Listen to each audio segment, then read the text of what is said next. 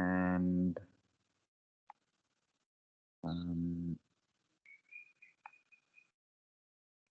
I'll share the screen now.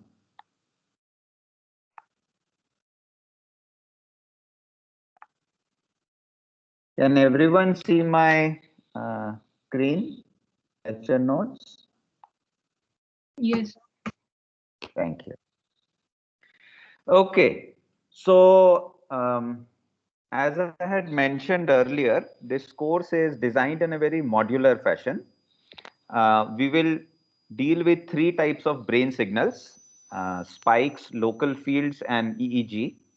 These are all electrical signals. There are other type of signals in the brain as well that can be recorded from the brain as well, like MEG and so on, fMRI. We won't deal with those. Each one of these signals, it's a broad research area of study. So each one could be a separate course in itself. But we'll try to basically, just deal with three signals and spend some time talking about those. So these would be the three modules, spikes or action potentials, LFP, which will be the major part of this course because it will have all the signal processing techniques also in there, and then EEG. So in each module, there will be one or two lectures that are more biology based. I will introduce you to the signal and how it's generated and how it's recorded and so on. And then we are going to ask a few questions that if you have this signal in the brain and you want to understand something about how the brain processes information, how do we find those questions from the data that we have? Okay, in this course, you will have access to real brain data that we have collected over the years. It's already there in the course web page. I'll also give you the links. So you can actually download and see the data yourself and ask the question, attempt to answer the question yourself. And what we are going to do is once we pose the question, we are going to build the math that is needed or the theory that is needed to answer it. And then we'll seek the answer in our data.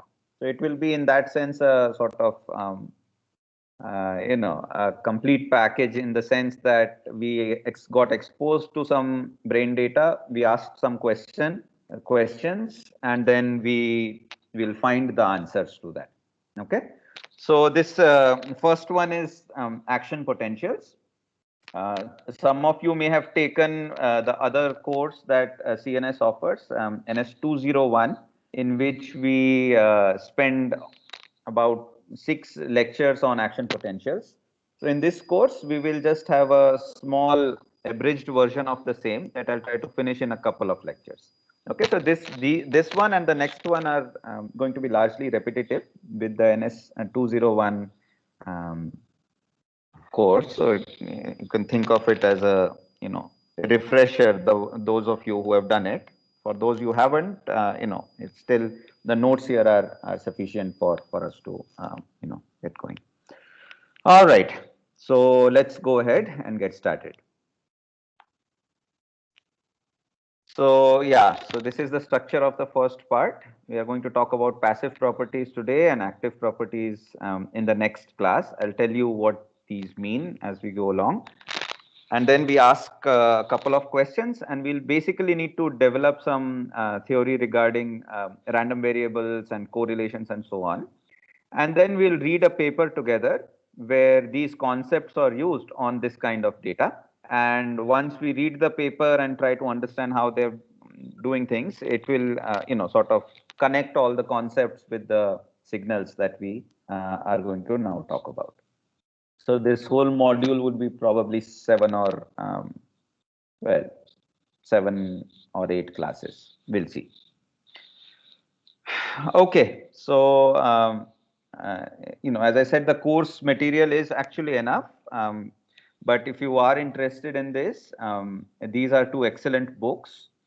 I have these books with me, so you can borrow them from me, or you can find out some way for you to have access to these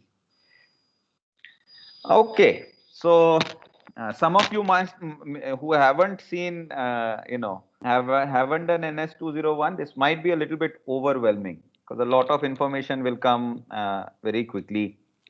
So be prepared, and if you are getting overwhelmed, just stop me and ask questions. So, so this is the neuron doctrine, which basically says that there are individual neurons that are there in the brain. Our brain has about 86 billion neurons. Almost 100 billion neurons, and each neuron is connected to another neuron. Each neuron is connected to about on average maybe 1,000 other neurons. So it's about it's a huge network. But if you actually look at a brain, if you know dissect a brain or whatever, certainly doesn't feel like it just feels like a continuous structure, like a gland. And people back in the days actually thought that nervous tissue is just like a gland. It's not composed of these elementary units.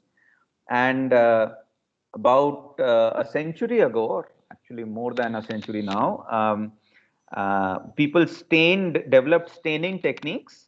And Ramoni Cajal here and Camillo Golgi then showed that it's not one continuous web, but a network of discrete cells, which includes neurons and astrocytes and so on. Okay, so this is the structure of a neuron. So you've got 100 billion of these in your brain. They all don't look alike. There are, in fact, many different types of neurons in the brain, but they have a common or similar architecture for the most part. So there is, these are the four sort of main parts of a neuron, if you will, four morphologically defined regions. Um, there are these structures called dendrites, these tree-like things, a cell body, an axon, and then these in the bottom are the presynaptic terminals. As I said, this architecture is more or less followed. There are exceptions to every rule in biology in general, but more or less this architecture is followed. And the dendrites can be thought of as the inputs. They are the ones that sort of catch the inputs, and the information is integrated in the cell body.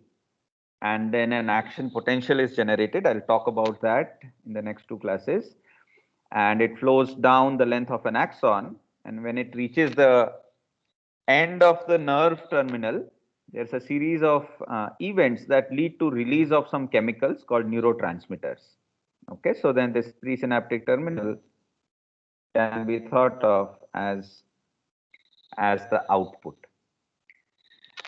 Okay, so let's zoom in and see this in a little, in a better way. And let's look at a concrete example. So suppose you are looking at the screen, which you are right now, looking at this slide. And let's try to think what is happening. So what is really happening is that the light that's falling on your retina, which is at the back of your eye, is exciting some cells which are called photoreceptors in the back of your eye. Okay. And in general, although photoreceptors themselves don't fire action potentials, this excitation leads to change in the potential of the cell, again of the neuron. Again, it will become clearer in the next few slides. And essentially that cause another cell that is attached to it to get excited. Okay, and then the output of the eye here, this is one neuron whose axon is now going to the center, another neuron in this region called the lateral geniculate nucleus, which is the part of a structure called thalamus. And then the neuron there is going to, is attached, well, it's not a physical attachment. There's no actual attachment between the output of one neuron and the input of another. Once we'll zoom it, it will become clear. But basically, the information from the neuron in the LGN goes to the back of the brain, where we have the visual areas. This is the primary visual cortex. And from there, it goes to a bunch of other visual areas. Okay, so from one neuron, the information is transferred in some ways. It's always the information is also processed and modified in interesting ways, and then it gets transferred to the next level. Okay, and it's quite amazing. As I'm speaking and as you are listening to this is all happening, in sort of real time. I speak, the microphone catches my voice. It, well, goes through the internet and ends up vibrating the headphones that you are wearing right now, or the speakers that are close to you. Those are exciting the cells in your ear, causing the ear cells to vibrate a little, and that causes hair cells in the ear to get excited, and that information gets transferred to many different subsequent stations in the auditory pathway, and eventually it goes to sort of the language areas and all that, and it's all happening in real time. As I speak, you are getting it, right? It's quite amazing if you think about it, that this complicated chain of events, going starting from me trying to convey my thoughts here to you understanding them, um, all happening in real time in the brain. So it's amazing if you think about it. Okay, so the chain of events is like this. If you look at one neuron, maybe it's this LGN neuron here.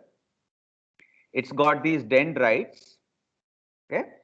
And these dendrites are close to the axon of the neuron before it. So these would be the output of these retinal ganglion cells from the retina.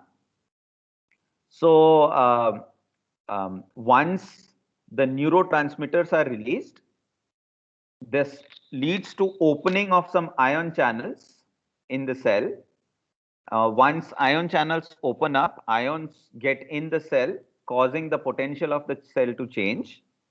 And if the change is large enough, this neuron gets excited, quote unquote, and fires an action potential of its own.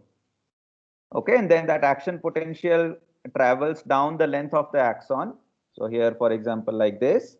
And towards the end, there are a bunch of these synaptic terminals where the arrival of an action potential leads to a series of events that end up some neurotransmitters getting released that then excite the next cell.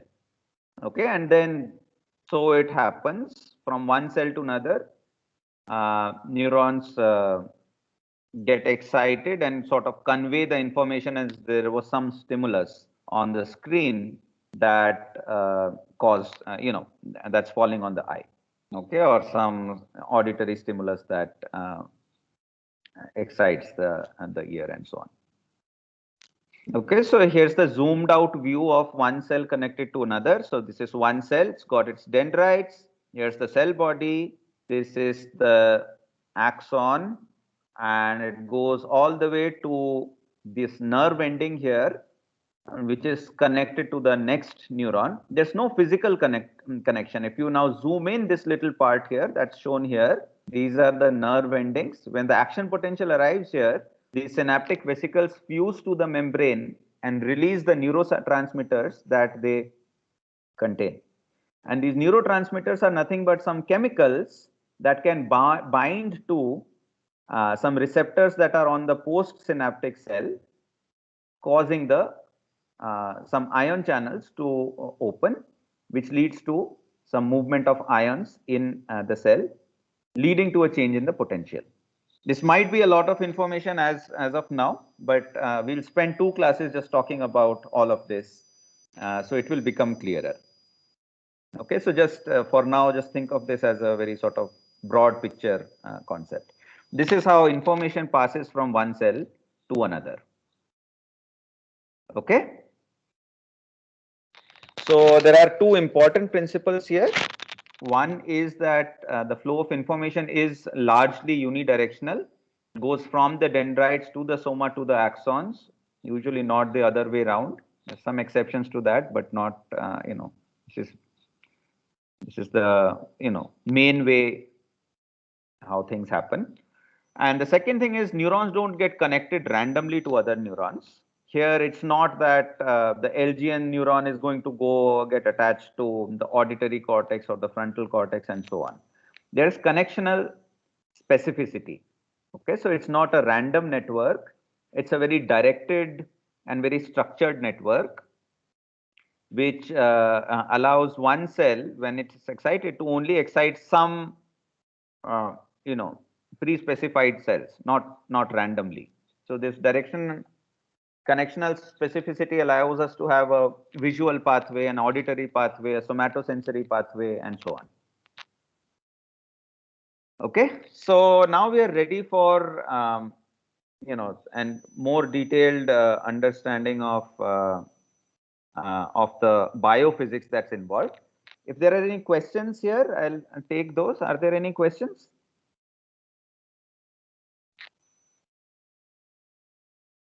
Okay, silence means no questions because I can't see any hands right now. My PowerPoint is full screen.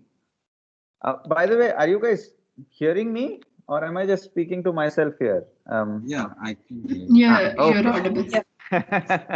With online teaching, it's a very different experience. I'm just talking to a screen, not even aware if Uh, anyway, so okay, so let's move on. Assuming everyone is happy so far. So let's talk about passive properties of a neuron. So here's what a neuron looks like. It's actually not true just for a neuron. It's true of all cells. The cells in our body have this plasma membrane. You can think of this as a well, it's basically a membrane that sort of holds the cell together, the internal contents of a cell from the outside. So there's this fluid that's inside a cell is called cytoplasm. So this is a neuron. I'm just looking at one little part of it and zooming it in. There's the cytoplasmic side, which is inside the cell, and then there's an extracellular side outside the cell. And they are separated by a plasma membrane, which is actually a very thin membrane. It's only a few nanometers thick and made of lipid bilayer. So what happens is that this plasma membrane is composed of structures that don't like water. Okay, so they are very hydrophobic. They've got these two hydrophobic tails, and ions in in our body or outside are actually always covered with water molecules. So when I say Na plus, it's actually an Na plus ion, but it's going to have a bunch of water molecules surrounding it. So a plasma membrane will not let any ion flow through from one side to another. It just blocks everything. Okay. So that's the thing about plasma membrane. It sort of blocks everything. So no ion can actually move from one side to another. That's one thing to remember. The other thing to remember is that in biological tissue, in neurons and other cells, there's actually a difference in the concentration of ions within and outside the cell. I will get to how this difference comes about towards the end of this class or maybe next class. There are some special structures that maintain this gradient of ionic concentration. But for the time being, just think of it that there is some mechanism that causes the concentration of different ions to vary between the extracellular and intracellular medium. Okay, and an easy way to remember things is that life originated in seawater, which is very salty, and the cells figured out a way to push the salt outside their bodies or outside the cell. Okay, so there's a lot of sodium outside. So you see a lot of these blue guys here, very few inside. Likewise, there's a lot of chloride outside, Cl minus here, very little inside. Conversely, there's a lot of potassium inside and very little potassium outside. Okay, so now these triangles here show the concentration gradient. So the concentration gradient of Cl minus and Na plus is like this, more sodium and more chloride on this side, less on this side, and it's the other way around for potassium. Okay, and this is how nature has done things. We'll talk about the pumps that maintain this gradient, but for the time being, just assume that somehow this got done. And these concentrations don't change very easily because there are other mechanisms that always make sure that this concentration gradient is maintained. Okay, so to my question to you guys is that if there is a concentration gradient like this at some point t0, what do you think is going to happen as time progresses? Anyone? Well, I suppose anyone who hasn't done NS201, because it was the same question that I asked last time. So I can take a try. Sorry? So I can make a guess. I'm not sure about my answer. Make a guess. So, sir, it might be possible that when some, I mean, like disturbance comes from rupture in the cell membrane that causes the disbalance of the electrolytes. Now the electrolytes are already disbalanced. I'm asking, if I leave the cell like this, what is going to happen? It's already unequal. What's going to happen?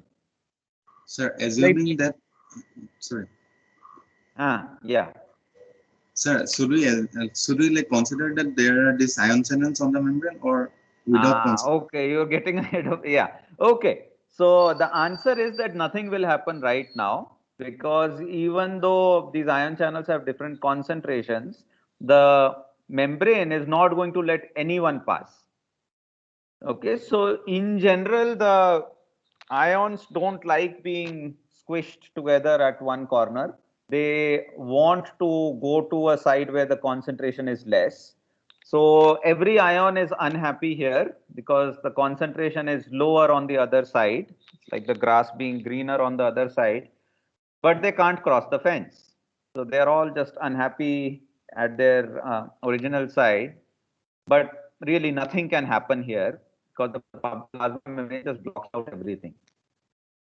Then comes the ion channels, which is what somebody was mentioning. You need specific structures that can actually let ions through. Okay, and these are what are called ion channels. As the name suggests, they are channels that let ions through. If you didn't have them, then no ion can pass through one side or another. Now, these ion channels are actually quite fancy structures. There are quite a large variety of them. Different ion channels depending on the size of the pore and the type of so it's a complex process. An ion is usually surrounded, as I said, by water molecules. So it's a fat structure that way. The water molecules need to be stripped at some point. At the entry point of the ion channels, the ion moves through and then water molecules again get reattached on the other side. And depending on the configuration of the ion channel and the size of the pore and so on, the permeability changes. It varies from ion channel to ion channel. Some of them will let only sodium through, some of them will let only potassium out, some of them are not that selective, and so on.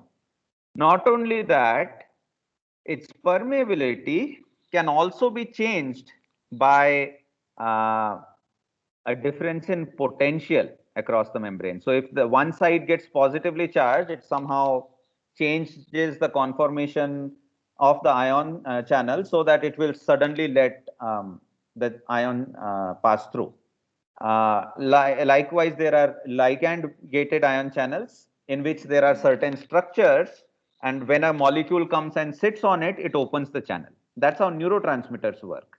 The neurotransmitters bind to the ion channels and then change its conformation or change its structure in a way that it will let ions pass through only when that neurotransmitter is bound to the membrane. Sorry, to the ion channel receptor. Okay, so you need these channels. There are quite a few of them. Different type of ion channels let different ions through, and the permeability of the ion channel can be modulated both by voltage or by certain other molecules which can change its permeability. Or there are other ion channels that don't care about voltage or other things as well. They are always open or always partially open and so on. So you've got a variety of these ion channels in the cell. Okay. So now suppose you've got an ion channel. Okay. So let's go back here and let's put a sodium ion channel. So I have put a sodium ion channel and it's going to let sodium through. Now can someone tell me what should happen? I guess the answer there is clear that the sodium will start to go from this side to that side because there's more sodium here and very little sodium there. But I guess my question is, what will eventually happen? Once the dust settles and the channel's been open for a long time, what do you think is going to happen? Since the membrane on one side has a positive charge, the side on where like sodium was, as sodium starts to move to the other side, the membrane will get depolarized. And this Okay. will continue till something balances, either the concentration of sodium ions on both sides or the voltage, like both of them come to an equilibrium. Okay, so you've used lots of words. Equilibrium. What do you mean by equilibrium? Well, so these will kind of become opposing forces at one point, where so the concentration of sodium ions will support movement in one way, but say the charge or the voltage will like support movement in the other way. So when these two things balance, it will be the equilibrium. Okay, very good. So that's right. So basically, so what you said is absolutely right. So let's make it a little bit formal, and I will ask a very simple question, which is that if I've got an ion on one side of the membrane and some other concentration on another side, what are the factors that determine whether this ion wants to go to the other side or stay where it is, or in general the movement of an ion? And as you rightly pointed out, that one factor is the concentration. Ions always try to move from area of high concentration to area of low concentration. So just because of concentration, it would actually try to go from this side to that. In addition, there's a voltage, there's a voltage related, factor. If ion is positively charged, it will always try to go from higher potential to lower potential. So, all this plus repels it, so it tries to go on the other side. And that's where you start getting more plus here. So, by the way, this plus and minus that you see here is not there right now. Okay, so right now, even though, so in general, if you look at a neuron, the negative, the intracellular side is more negative, but we are right now just building that story. We haven't reached the end there. So as of now, when the ion is channel is open for the first time, both sides have equal sort of charge. There are protein molecules and other things that make sure that the overall charge on both sides is about the same when things first start out. We will get to this positive and negative towards the end of the class, but as of now, don't think of this as differently charged to begin with. We'll see how it builds about. So the important point to note here is that there are two factors that determine which way an ion wants to go.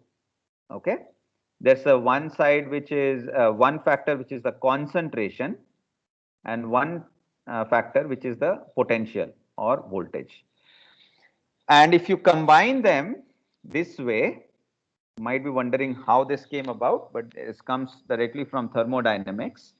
You can actually talk about what is called an electrochemical potential, given here by mu I. So each ion has an electrochemical potential. And the only thing you have to remember, this is very important, that an ion always wants to go from higher electrochemical potential to lower electrochemical potential. Okay, so in this case here, ion, you can calculate the electrochemical potential on this side and that side, which will depend on not only the concentration, but a difference in potential perhaps on this side versus that. And wherever you have higher electrochemical potential, it will just go from there to the lower electrochemical potential. Okay, and this comes from thermodynamics. Can't prove it here. It's not a very hard proof. So if you're interested, you could dig into that also. So what are the factors here?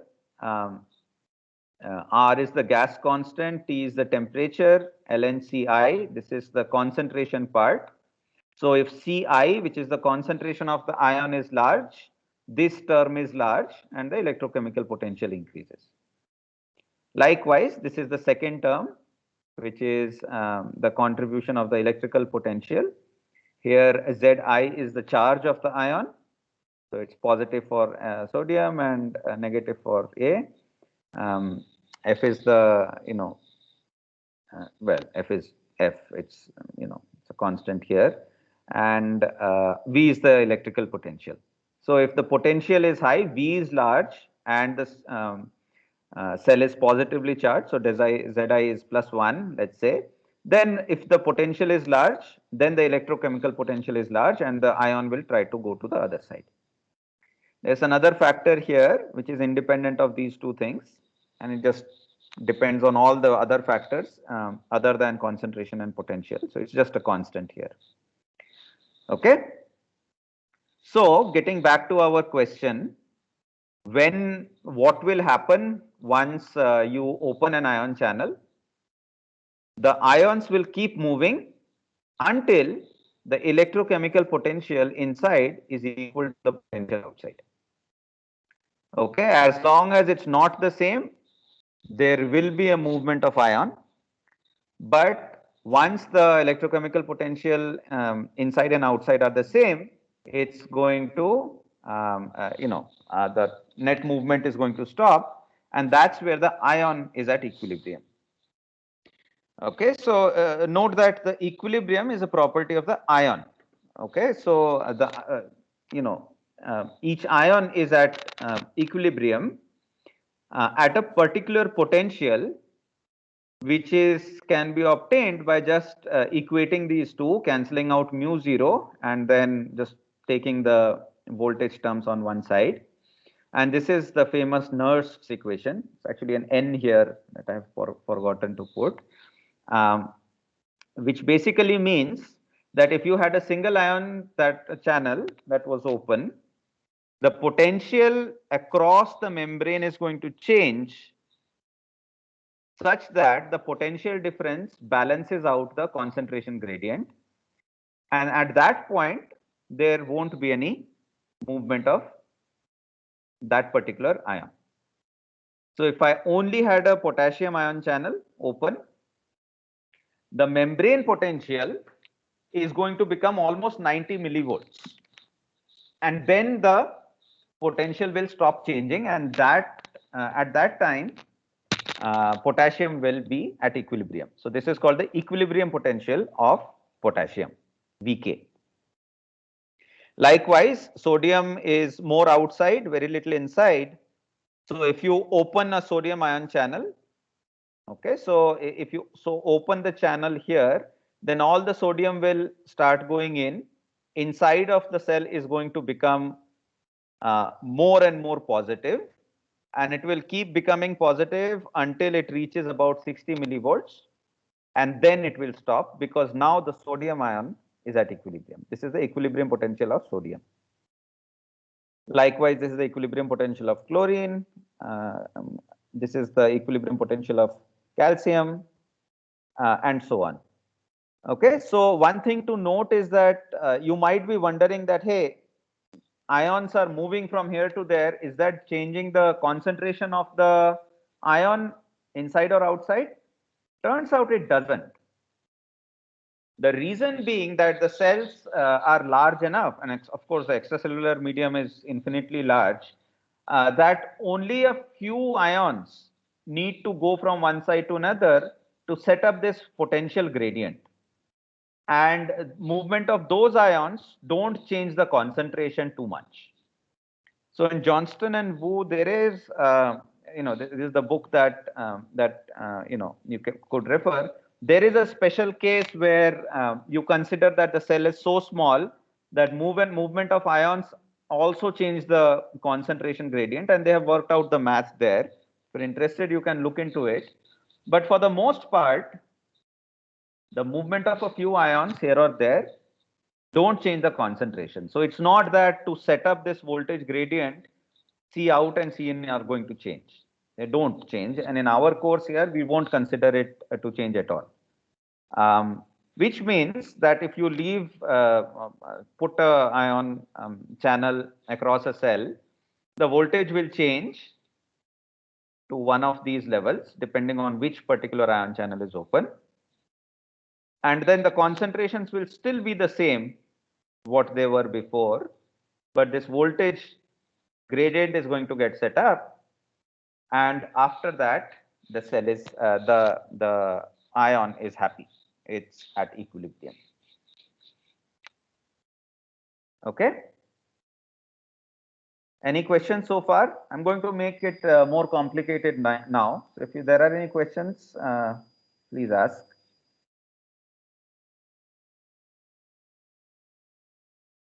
Okay, so very good. I Yeah. have a question. Huh. Well, it's a little advanced about pumps, since we say that we require pumps to maintain the concentration gradient. Huh. But here we are saying that for the large cells, the concentration gradient is itself maintained. So it is itself maintained in a short run, for a while to set up the voltage gradient. So notice that once the sodium is at equilibrium, in this case, let's say the cell only sodium ion channel is open, and the sodium is at equilibrium at 60 millivolts plus 60 millivolts. After that, you don't need a pump because sodium is not moving in or out, and none of the other guys can move in or out. So you don't actually need a pump. The cell is going to sit at 60 millivolts and there is no net movement of any ion channel. So you actually don't need a pump. Okay. So now let's ask why you need a pump. Okay. So you actually led me to the next question that I was going to ask. And then it will become clear why we need a pump.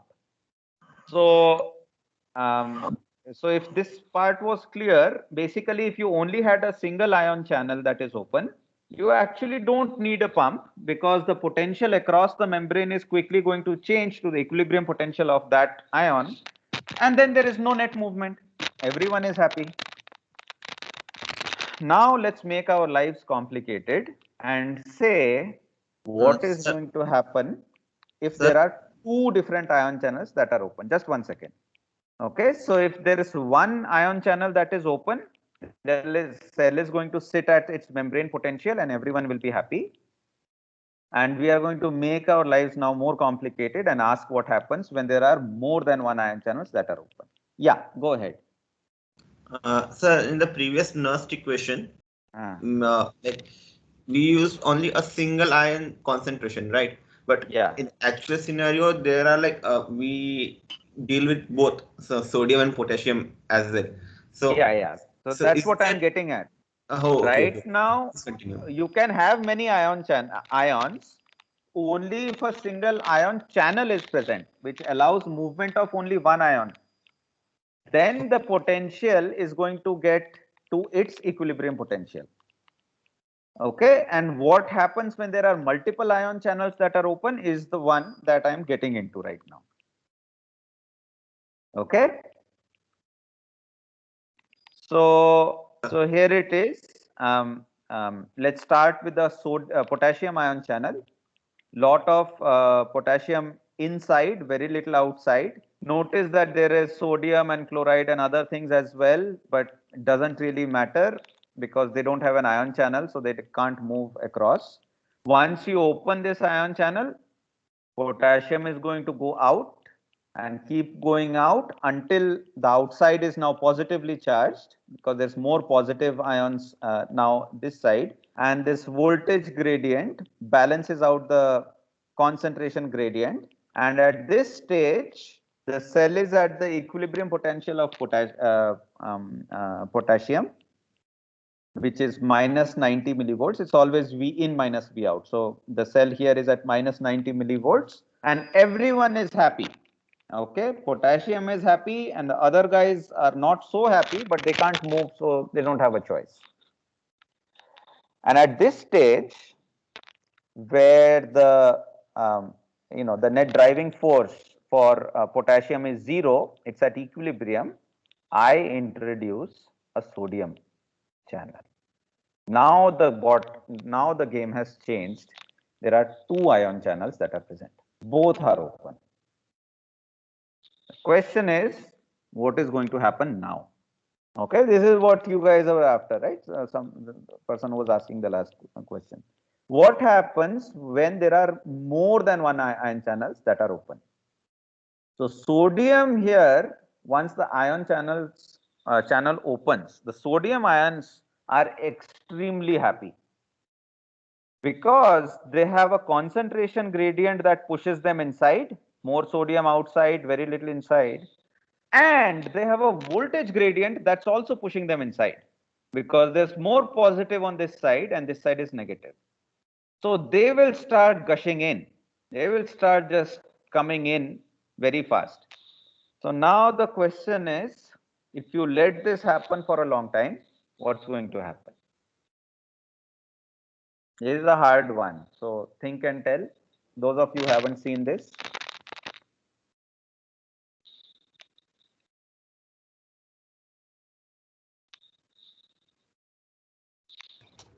So a quick question here. Yeah. So the current voltage, this thing that's been set across the membrane is only because of potassium ion movement, right? Up till figure B, when That's right. sodium starts to move in. Yeah. Okay, I just wanted to check that. Think about it.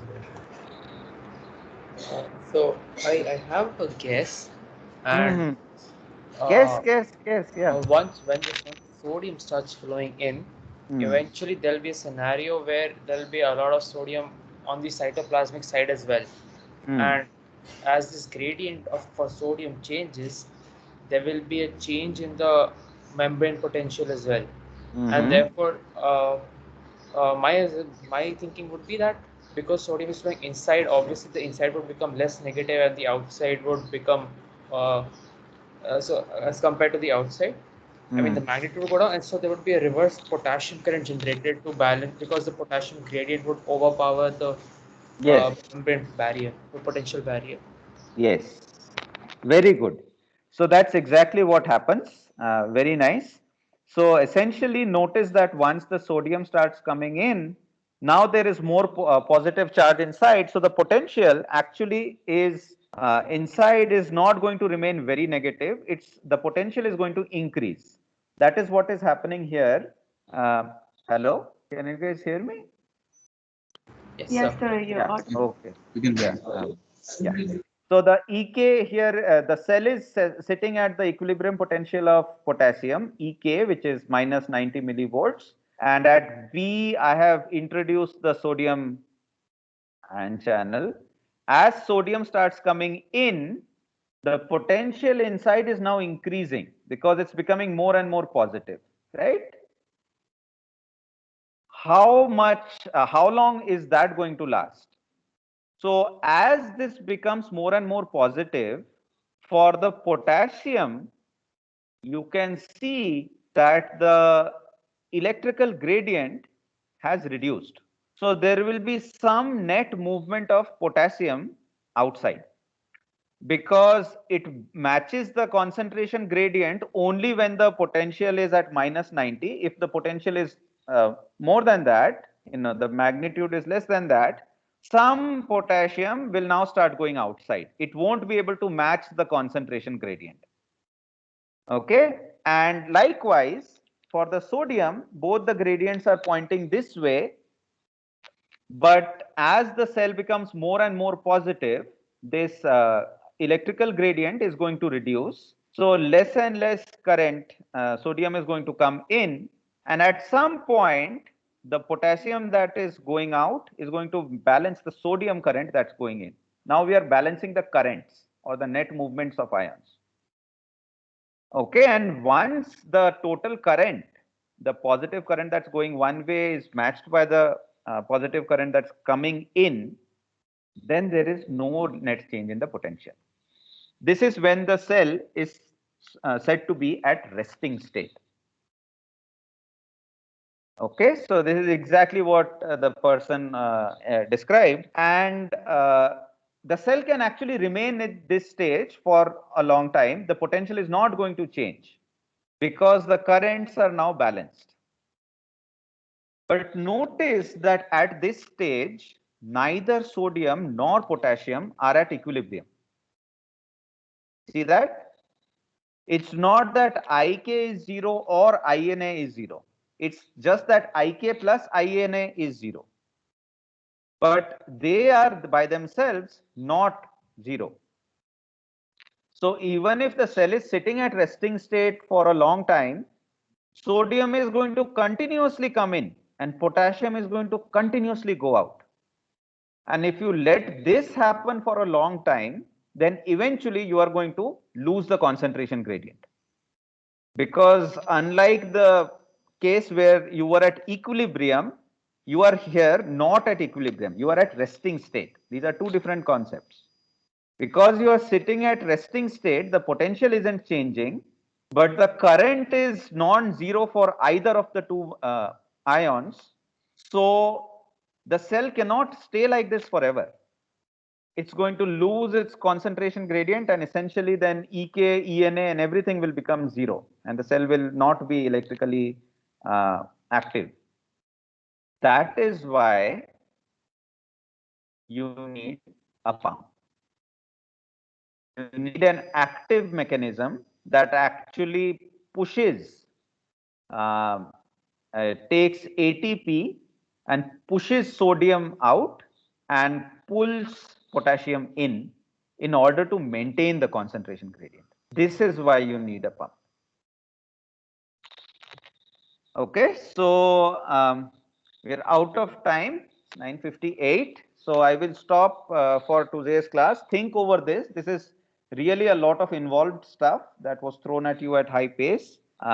Look at this video. It's a very nice video to look at. And I'll take questions now, and then we'll start from this part from the next class. Okay, we're done for today. I will take questions now. Stop the recording as well.